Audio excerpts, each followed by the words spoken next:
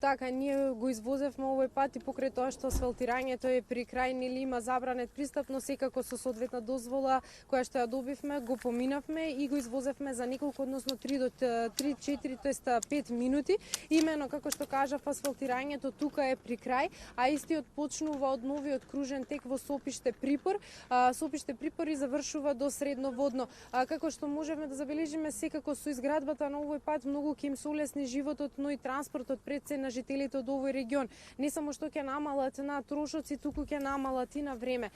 Секако да напоменеме, како што кажав, го извозевме за неколку минути и ќе уште еднаш да кажам дека секако ќе избегнат гужвата низ Скопјето и по овој обиколен пат и секако ќе стигнат многу побрзо до саканата дестинација.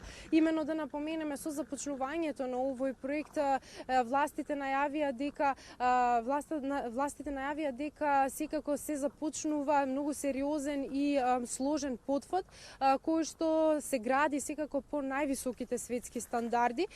Именно патот е широк околу 7 метри и има 2 коловозни ленти, а долг е повеќе од 4 километри.